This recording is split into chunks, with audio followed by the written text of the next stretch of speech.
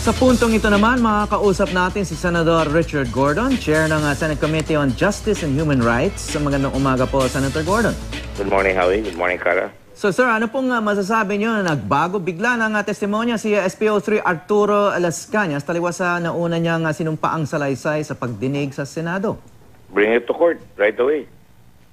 Bring it to court, bring it to the Ombudsman, bring it to the Congress, because he said something under oath, and that is serious. When you go to court, when you go to the Senate, when you go take your oath, it's very sacred. You do not violate your oath on a whim or a caprice, even if you have pounds of conscience, especially if you claim you had your two brothers killed, no, or whoever it was killed, no. So, Senator, paniwalaan eh. Because ako, I'm a lawyer also. Kung i-cross ko rin yan, kung gusto ko sa kabilang side, sasabihin ko totoo yung sinasabi niya. Kung ako nasa kabilang side, sasabihin ng kabilang side, hindi totoo yan. And we are, in the Senate, we're investigating. And we spent an awful lot of time investigating these cases. Hindi kami nagharap kay Las Cañas. We didn't point the gun at his head. Ano dala dyan sila Senator De Lima. And he was asked direct questions. And in all the questions, he said, never. Yan ay media creation. Hindi siya kasama sa bombing. Sinabi niya na lahat doon eh. And now, all of a sudden, under very questionable circumstances, the timing sucks because una-una, there's a case against Senator De Lima. All of a sudden, he is brought to the Senate.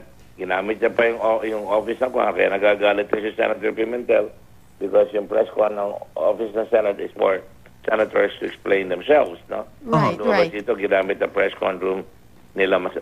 So, parang may gumagamit, may nagpapalabas. Senator, clarify ko lang po, was it Senator De Lima who brought in Las Cañas or the PNP? Yes. Wasn't it the PNP? Kasi di ba sabay-sabay silang humarap doon sa hearing, yung iba't ibang... Yes. Hindi ako tumawag doon. I just called everybody. Let me be very clear. When I took over, I even asked Senator De Lima to be part of the hearing. I didn't want her to be removed from the one because she was the one na masugid na siya ang naghahabol nung kanyang posisyon. In fact, let us set the record straight. Nung araw pa, si HR siya at nung Secretary of Justice, sinahabol niya na itong kasong ito. Tapos tumahimik after Matubato was taken in. She had Matubato for maybe a couple of years, and Matubato was never utilized in the state in the Witness Protection Program. Then all of a sudden, nung nag-away na sila ni President Duterte, biglang, nung siya naging chairman ng Justice Committee, biglang lumabas si Matubato. That's fine with us. We listened to Matubato, pinakinggan namin, lahat ng mga testigo nila, tinawag namin, and then some. And then what happened? Ano lang nga nangyari? Tapos na. Sinabi niya na lahat ng araw na hindi. I can impugn this guy because hindi naman ako kalaban yan eh. Hindi ko naman kalaban si Senator De Lima. Hindi naman ako nakikialam sa politika ni President Duterte. I'm not PDP laban. I'm still bagong bayan. May sarili akong prinsipyo. You know that. Ba't naman ako magpapaliwanag? Bring it to court. Plug is a very competent group of lawyers. They can go bring it on the Ombudsman and then they can start proceedings. Pero ayaw nyo na pong pabuksan sa Senado ulit yung investigasyon? Hindi sa ayaw. I have so much work. You know that. Una, just to get the position to investigate. Ang hirap-hirap makakuha. Senator Lacson is investigating Tokang. I have my Government Corporations Committee. I am still investigating yung mga nawalang mga gamit dun sa Subic. I'm still trying to find out why certain laws have not been implemented like the tourism law. I still want to, gusto ko buksan yung mamasapan no eh. But even had the privilege speech on that. But to come in from a damaged witness who perjured himself is kind of asking for a stretch. If you really want justice, then present it to a proper court because you're not going to get justice from us. You're going to get a lot of investigation. You're going to get a lot of hearing and a lot of TV time. But are we going to be able to set justice? Are we going to be able to file any cases? I don't think so. Okay. So paano po natin i-weigh kung or paano natin i-categorize kung alin ang nagme-merit ng isang Senate investigation at alin ang hindi? Well, if he had not perjured himself, fine. Any time of the day. All right. He perjured himself. Yes. Okay. Well, just setting aside yung motives, yung questions about his No, motives. there's no motive. Okay. There's no motive. Okay. All right. Nagsinungaling siya eh. Oh, but Several questions were asked. I didn't even ask the question. Senator De Lima yeah. asked him the question. Pero marami po siyang sinabi sa press con, no, na very detailed information. Are you at least the least bit interested in finding out kung factual Oh, o I hindi? am. And therefore, if they really are convinced about that, bring it to court. Kung talaga ikaw kumbinsido, yan ang problema natin. Magtatagal pa tayo dyan. Dali natin sa Husgado, dali natin sa Ombudsman, dali natin sa impeachment. Then they can have their own field day there. But the Senate is I consider my work in the Senate as serious. I spend long hours. I mean, you can ask the Senate. I go home 10 o'clock, 1 o'clock in the morning. Pag nag-iimbestiga kami, 1:00 na kami umuwi ng staff ko. And we consider it serious. Hindi kami nagbibiruan dyan. Okay. So, Senator, sabi ni Attorney Arno Sinidad, no, isang human rights lawyer sa Free Legal Assistance Group of FLAG, no, pwedeng maging grounds for impeachment daw itong laban kay Pangulong Duterte, itong mga revelation ni Las Cañas. Bilang isang senador, ano pong opinion niyo rito? He's a lawyer. He knows what he's doing. He has his opinion. He can do that whatever he wants. All right. And with that, maraming I'm salamat. sorry. Yes, I po. cannot answer what you want me to answer. It's No. just that that's the way I look at it, you know? Yes. And thank you very much, sir, for your Thank you very opinions. And much. maraming salamat po for your Thank you. time. Senator Richard Gordon. Kaugnay nga po sa pagbaliktad ni SPO3 Arturo Las Cañas, makakapanayam natin ang isa sa kanyang mga abogado mula sa Free Legal Assistance Group of FLAG, si Attorney Alex Padilla. Magandang umaga po sa inyo, Attorney. Magandang umaga po sa kanila. Okay. I'll go straight to the point Yes, kasi opo. hindi naman ito yung unang beses na nakita ng publiko itong si Arthur Las Cañas. Nauna siyang humarap sa Senate hearing kung saan dininay niya ang existence ng Davao Death Squad. Kaharap niya si Matubato sa harap ng mga Tama, senador. tama ho yan, Sinabi tama niya ho na yan.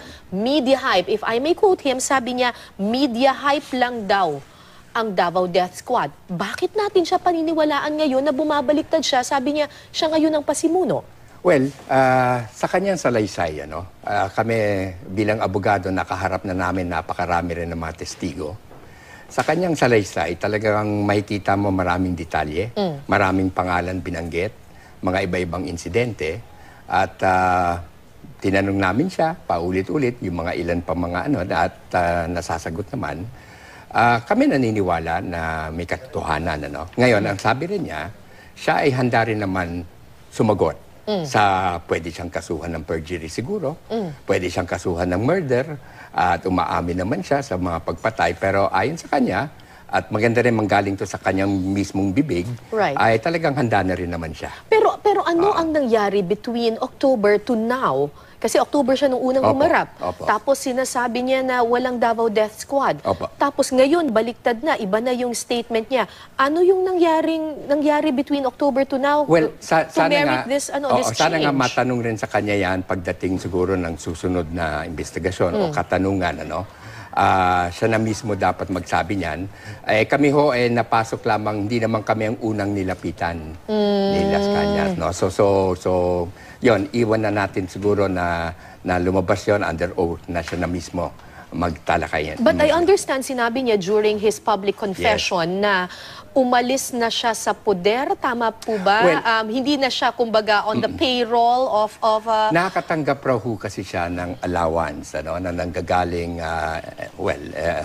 ewan ko kung sa Davao o sa mismo, sa opisina mismo.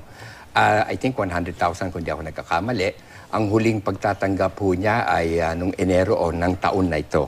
So, ibig sabihin, when he testified nung October, he was still receiving money? Yes, ganun lumalabas. From? Ang intindi ko ay sa opisina ng Davao, no? So hindi ko alam kung anong pinanggalingan nung pera na 'yon, kung saan nanggagaling. Pero tapos itong Pebrero ay hindi na siya yung kusa, no, na hindi na siya tumanggap. Kaya siguro may duda na rin sa kanya. Ang sabi niya, talagang gusto niya magkaroon ng public confession. Hindi naman siya tinanggal. Hindi siya Kasi yun tinanggal. ang isipin ng mga tao. Baka Tama nagre-revenge lang siya Tama dahil yun. hindi na siya nakakatanggap ng pera ngayon. Tama yon, pero hindi. Ang sabi niya ay talagang kusang loob na na konsensya, lalo na yung binanggit niya yung Patasaha family, yung involved yung bata, yung ganun ba. Pero maganda nga talaga na siya na ang magsabi niya. Okay, ang bibigat nga ng mga aligasyon niya, no? Kasama nga rito yung pagpatay or involvement niya dun sa murders ng kanyang dalawang kapatid pa. No? At yun nga, nakita ko nga yung affidavit, napakahaba rin, no? Medyo, tsaka maraming detalye. So, bilang abogado niya, isa sa mga abogado niya, anong inaabiso niyo sa kanya? What's next for him? Well, alam niya kung anong pwedeng mangyari, no? Unang-una, alam niya na peligro rin ang buhay niya, no? Alam niya yung kanyang safety, syempre may katanungan rin doon. Tapos alam rin niya na pwede rin siyang kasuhan. Maliban doon siya, syempre sasabihin na paninira lamang to, na siya ay isang kasapi sa isang destabilization. Alam niya itong lahat, no? Pero sabi nga niya, handa rin naman siyang iharap na, no?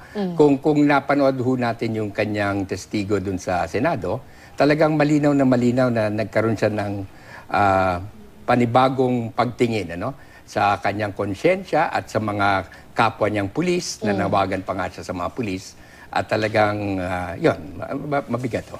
Umaasa ba kayo na makakabalik siya sa Senado para ulitin itong mga sinabi niya sa press con? Well, para lang malinawan rin ang lahat, dahil nga hindi namin nabuksan yun sa mga katanungan sa media nung isang araw o kahapon.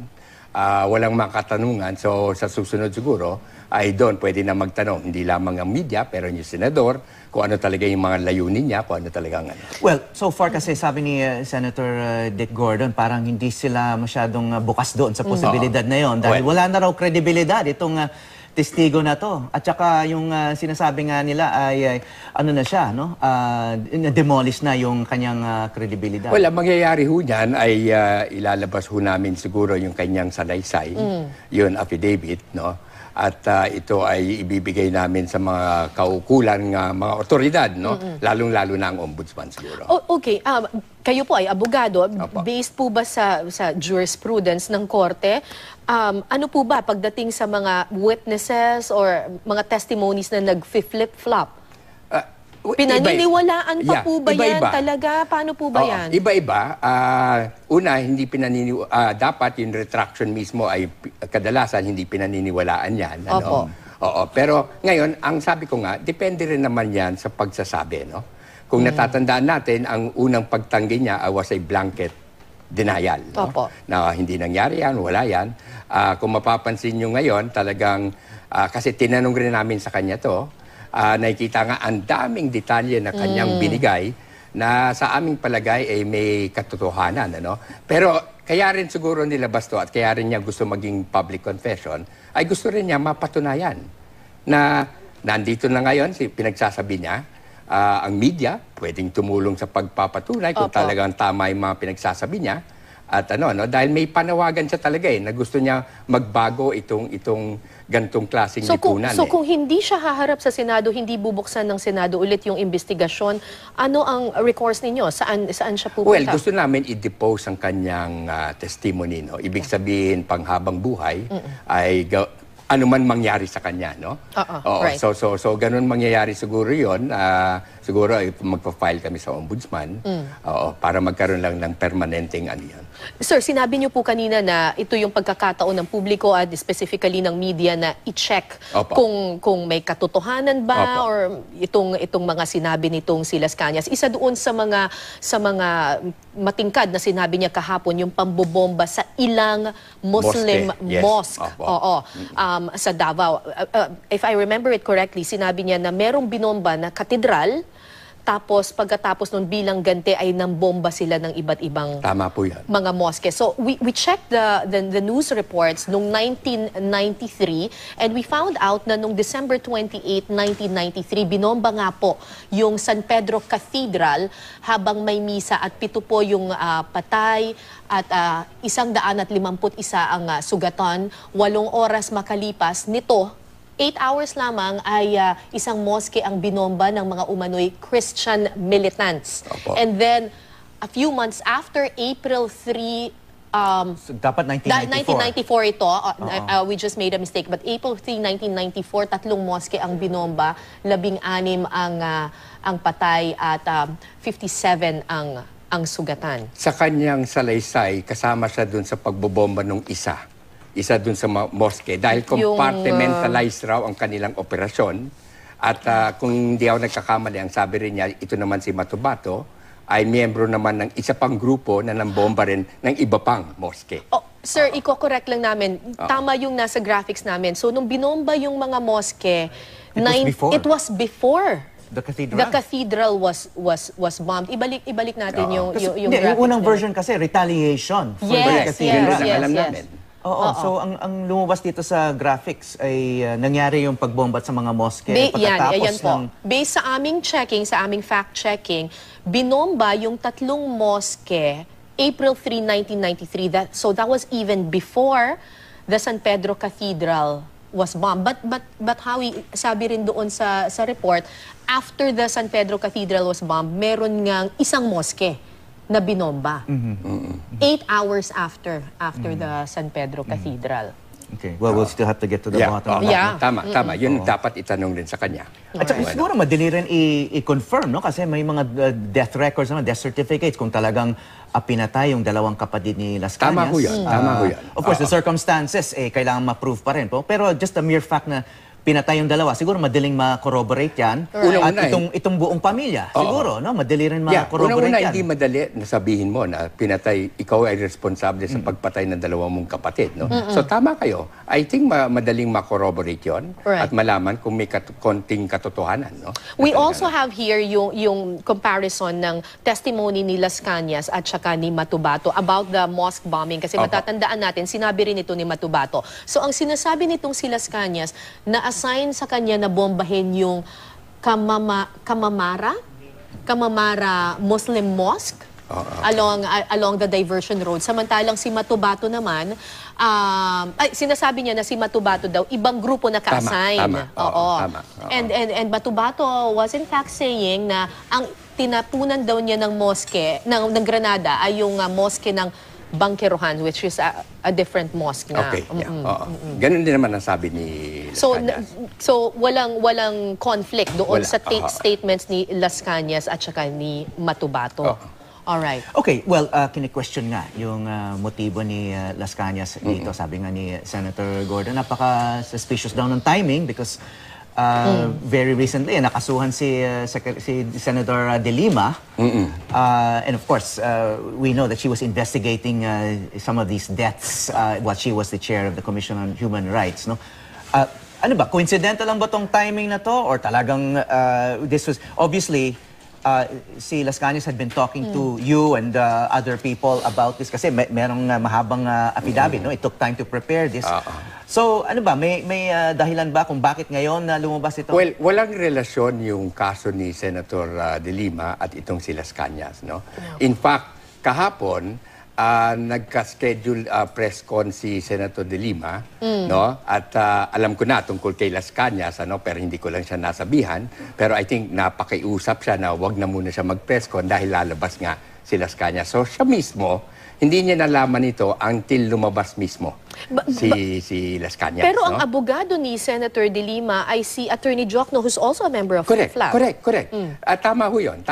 Pero kami mismo, hindi ho kami nagsalita, no? Nagsabi, dahil ganun yung parang, Ngayon, hindi nga kami ang unang nilapitan ni Las Cañas, no? So, hindi ko alam kung gaano katagal na siya bumaliktad o ano. Pero kami, very, very recently lang. In fact, ako ay sinama lamang, no? Ni Atty. Chel at ni Atty. Arno. So. Okay. Alright. So ang lumapit po ba sa inyo ay si Las Cañas? Or? Well, through another. Meron ibang lumapit at prinesenta siya. No? Kasi ganito ho ang flag rin. Hindi namin basta tatanggapin ang isang tao o isang testigo na ganun-ganun lamang. So I think nagkaroon ng pagbe-verify o pag mismong harap kay Las Cañas at tinanong sa kanya yung ilan sa mga insidente na to. At sabi ko nga, Sa tagal ng aming karanasan rin naman, medyo kumbinsido kami na nagsasabi naman ng totoo. Ngayon, alam rin niya, at sinabi rin namin sa kanya, na kung ano yung repercussions ng kanyang pagbaliktad, etc.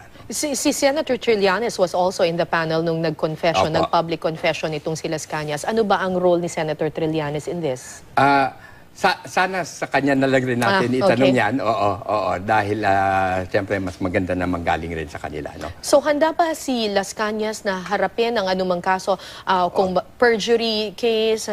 Lahat ng klaseng kaso, alam niya na pwedeng iharap niya sa laban sa kanya. Handa rin naman rin siya na mabuhay o may mangyari rin sa kanyang safety. No? Okay.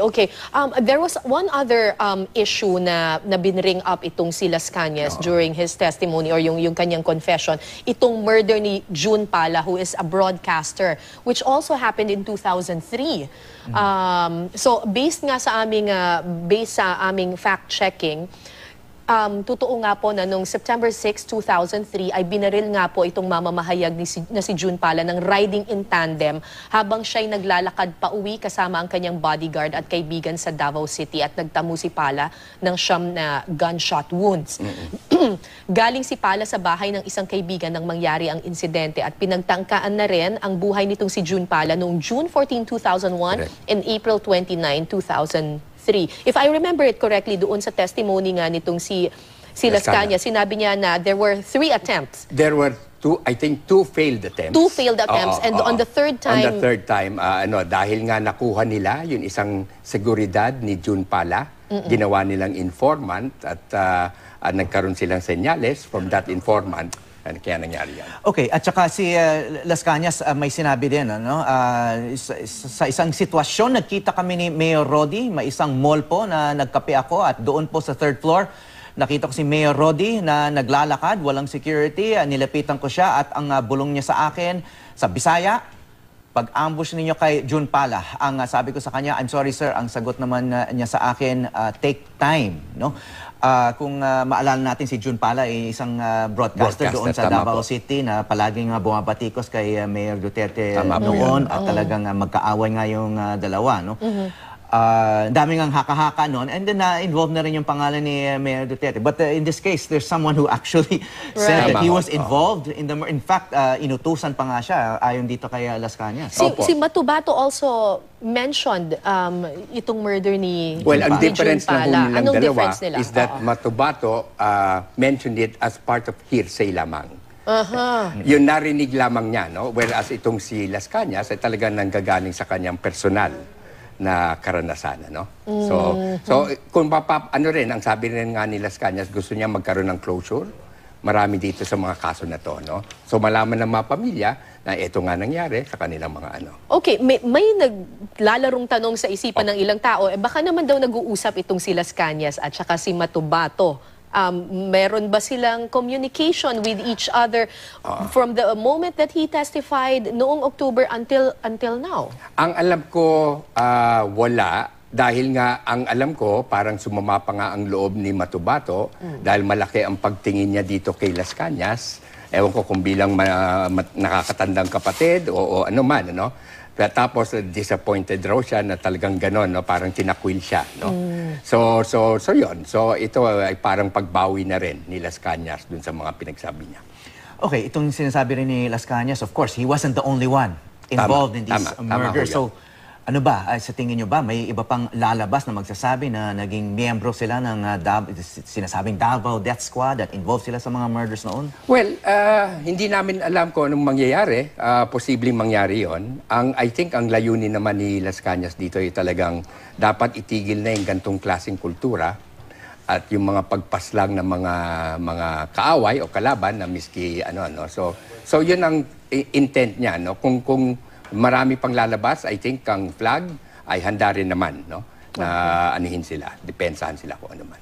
Alright. And with that, maraming salamat po sa inyong panahon.